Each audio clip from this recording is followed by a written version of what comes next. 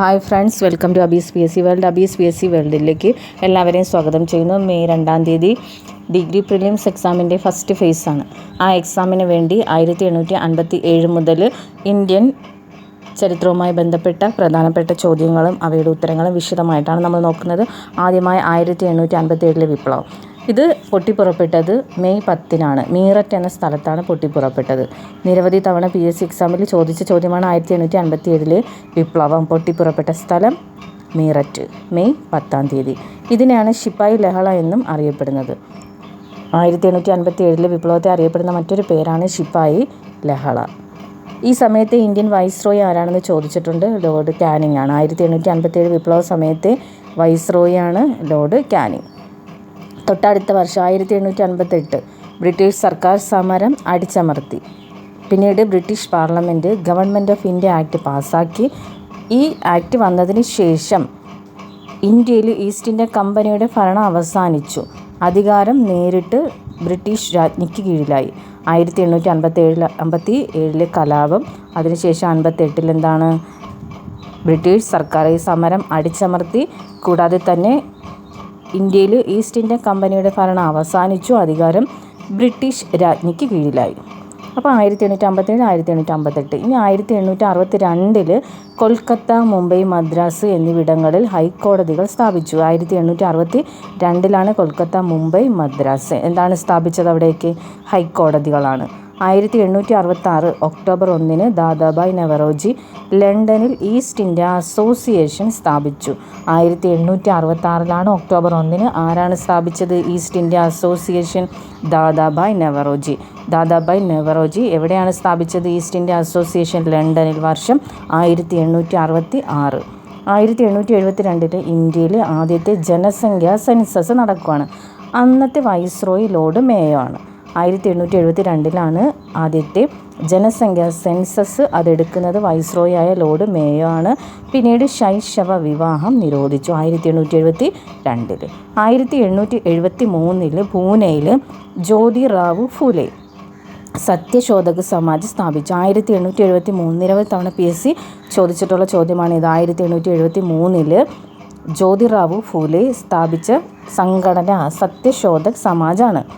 1876 സുരേന്ദ്രനാഥ ബാനർജിയും ആനന്ദ് മോഹൻ ബോസും ചേർന്ന് Indian association സ്ഥാപിച്ചു. 1876 ആരൊക്കെയാണ് ഇന്ത്യൻ അസോസിയേഷൻ സ്ഥാപിച്ചത്? സുരേന്ദ്രനാഥ ബാനർജിയും ആനന്ദ മോഹൻ ബോസും ചേർന്നാണ് സ്ഥാപിച്ചത്. 1873 ജ്യോതിറാവു ഫൂലെ സത്യശോധക് സമാജ് സ്ഥാപിച്ചു. പൂനെയിലാണ് സ്ഥാപിച്ചത്. 1872 ആദ്യത്തെ ജനസംഖ്യാ സെൻസസ് അത് എടുത്തത് വൈസ്രോയായ ലോർഡ് മേയോ ആണ്. 1866 ദാദാഭായ് നവറോജി ലണ്ടനിൽ ഈസ്റ്റ് ഇന്ത്യ അസോസിയേഷൻ സ്ഥാപിച്ചു. 1862 എന്തായിരുന്നു? കൊൽക്കത്ത, മുംബൈ, മദ്രാസ് എന്നിവിടങ്ങളിൽ ഹൈക്കോടതികൾ സ്ഥാപിച്ചു. അപ്പോൾ ഇത്ര ഇയർ ക്ലിയർ ആയെന്ന് കരുതുന്നു.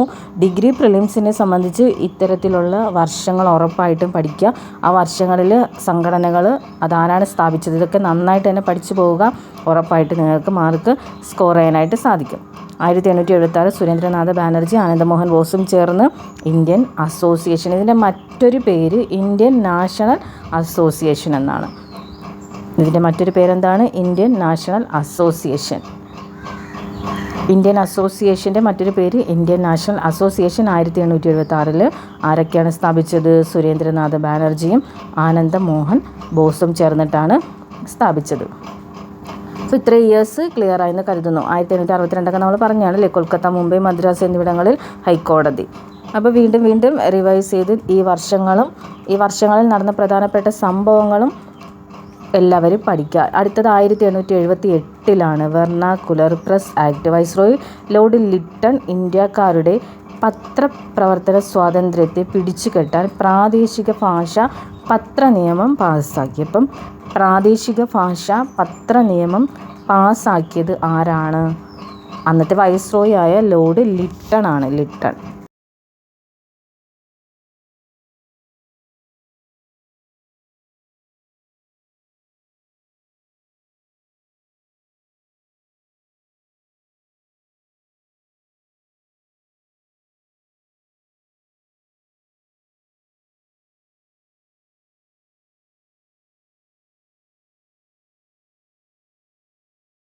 ഇത് ഇമ്പോർട്ടൻ്റ് ആയിട്ടുള്ള ഒരു ചോദ്യമാണ്.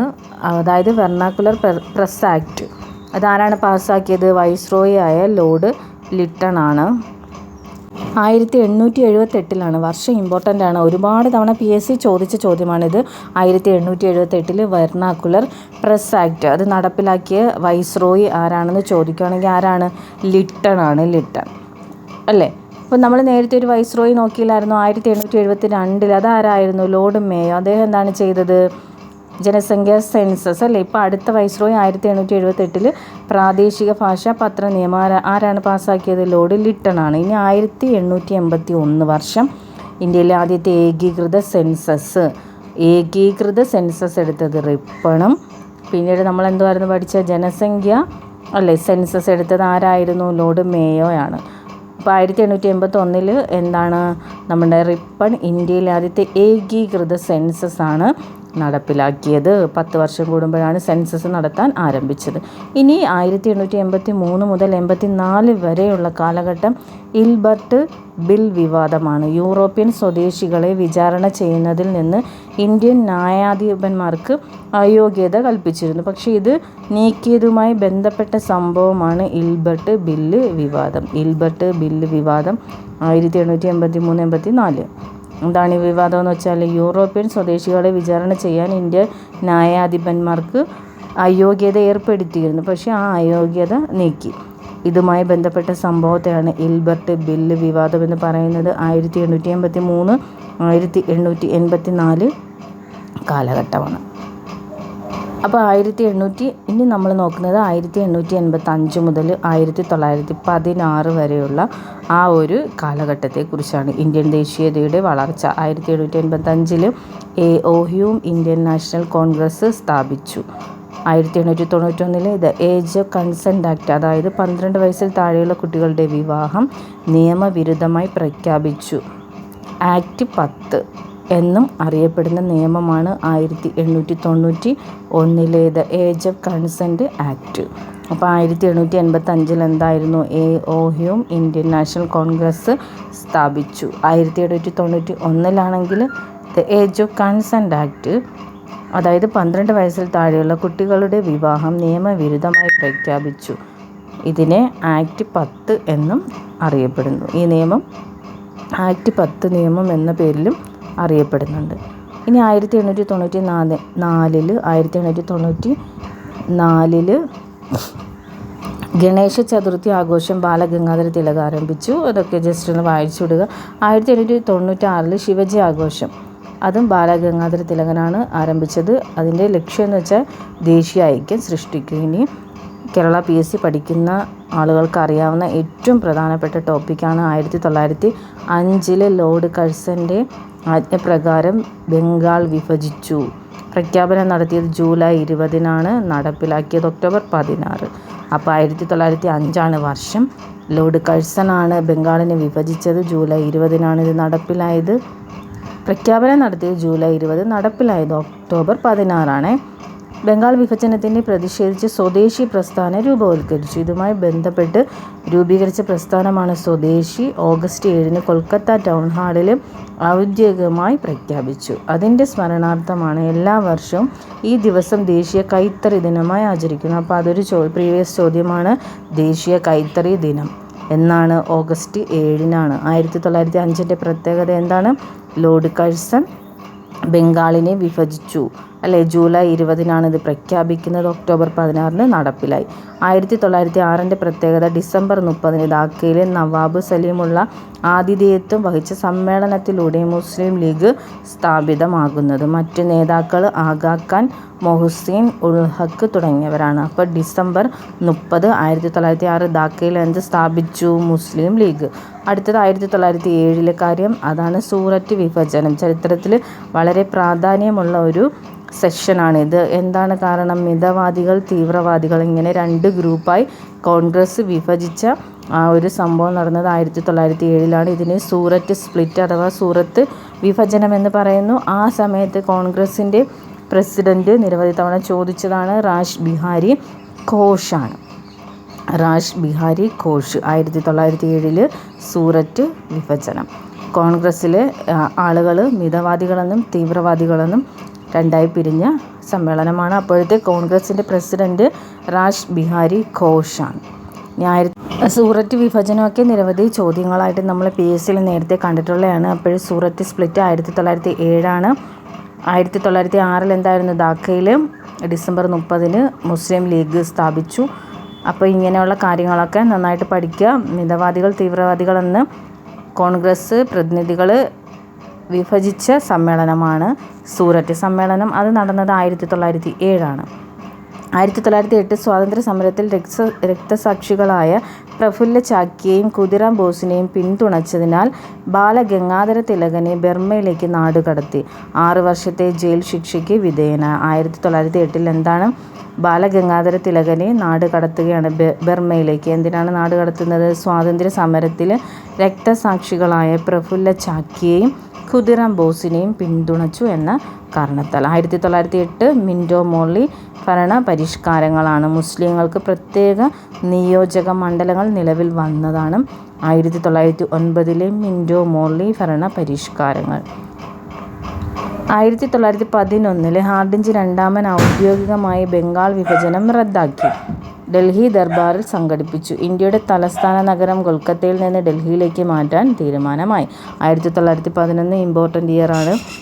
ലോർഡ് കഴ്സൺ വിഭജിച്ച ബംഗാൾ വിഭജനമുണ്ടല്ലോ, അത് റദ്ദാക്കിയത് ഹാർഡിഞ്ച് രണ്ടാമനാണ്. ഇന്ത്യയുടെ തലസ്ഥാനം കൊൽക്കത്തയിൽ നിന്ന് ഡൽഹിയിലേക്ക് മാറ്റാൻ തീരുമാനിച്ചതും 1911. അതിന് 1912 ഡൽഹി കോൺസ്പിറസി എന്താണത്? അന്നത്തെ വൈസ്രോയി ആയിരുന്ന ലോർഡ് ഹാർഡിഞ്ചിനെ വധിക്കാൻ പദ്ധതിയിടുന്നു. ഇതാണ് ഡൽഹി കോൺസ്പിറസി. ബസന്തകുമാർ ബിശ്വാസ് ലോർഡ് ഹാർഡിഞ്ചിന് നേരെ ബോംബെറിഞ്ഞു. 1912 ചോദിക്കാം, ഹാർഡിഞ്ചിന് നേരെ ബോംബെറിഞ്ഞതാരാണ്? Basanthakumar Biswas Lord ഹാർഡിഞ്ചിനെതിരെ ബോംബെറിഞ്ഞു.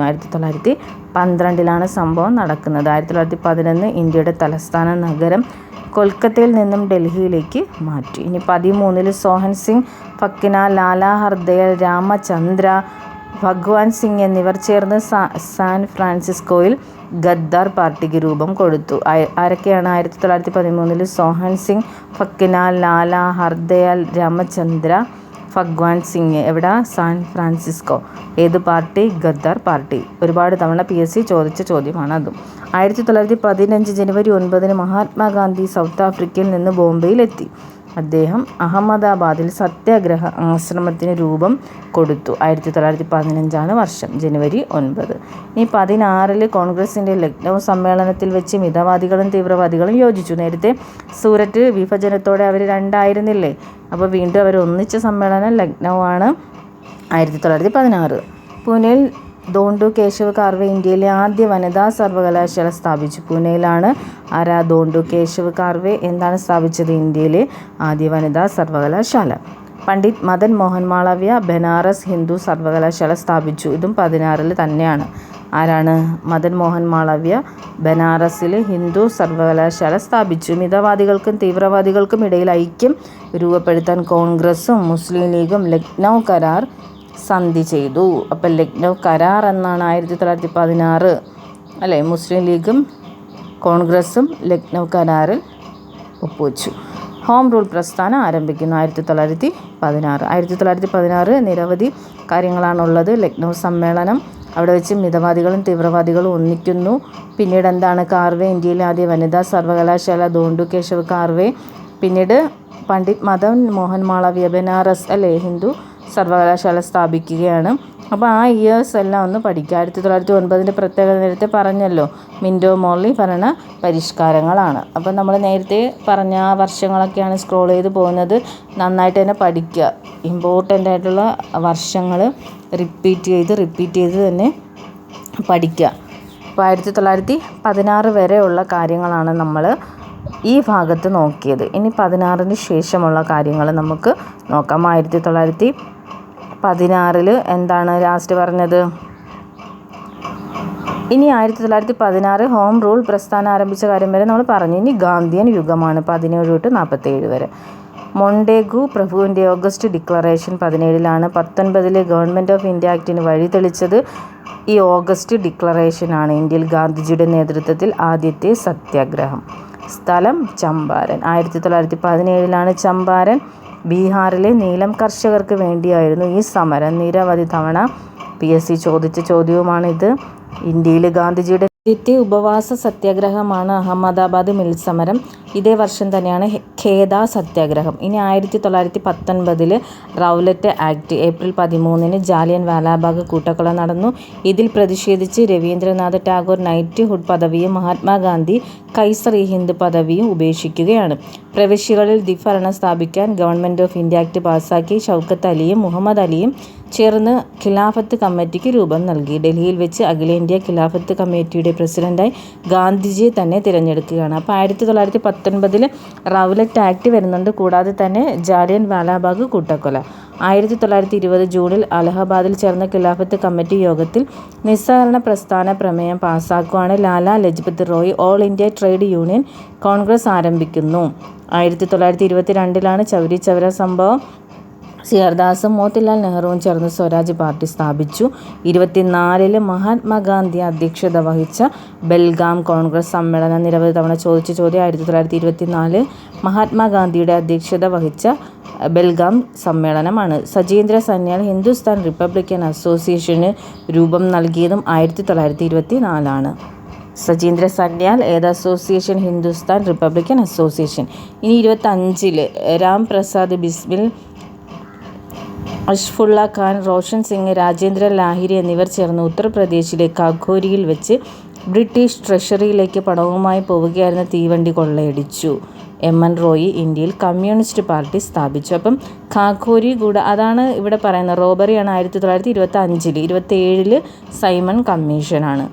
1928 Simon commission ഇന്ത്യയിലെത്തി. അതിനെതിരെയുള്ള സമരത്തിൽ ലാലാ ലജ്പത് റായ് കൊല്ലപ്പെടുന്നു. ഇന്ത്യക്ക് ഭരണഘടന വേണമെന്ന ആവശ്യം മോത്തിലാൽ നെഹ്റു ആണ് റിപ്പോർട്ട് സമർപ്പിക്കുന്നത്. സർദാർ വല്ലഭായ് പട്ടേലിൻ്റെ നേതൃത്വത്തിൽ ബർദോളി സത്യാഗ്രഹം. സുഭാഷ് ചന്ദ്രബോസും ജവഹർലാൽ നെഹ്റുവും ചേർന്ന് ഇന്ത്യൻ ഇൻഡിപെൻഡൻസ് ലീഗ് സ്ഥാപിച്ചു. 1929 ഇന്ത്യയിൽ പുതിയതായി തയ്യാറാക്കുന്ന ഭരണഘടനയിൽ മുസ്ലിം ജനതയുടെ അവകാശങ്ങൾ സംരക്ഷിക്കാൻ മുഹമ്മദ് അലി ജിന്ന 14 കർമ്മ പരിപാടി ആരംഭിക്കുന്നു. 1929. പിന്നെ ലാഹോർ ഗൂഢാലോചന കേസ് 29 ജയിലിൽ നിരാഹാരം അനുഷ്ഠിച്ചതിനെ തുടർന്ന് ജതിൻ ദാസ് കൊല്ലപ്പെട്ടു.